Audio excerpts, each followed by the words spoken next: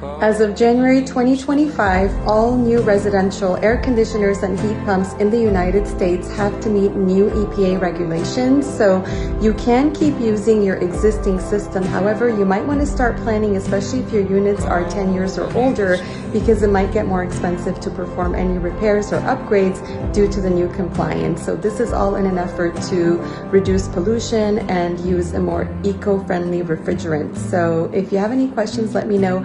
If you need to connect with a trusted HVAC professional, let me know as well. I have a list of referrals, and follow me for more tips. See you on the next one.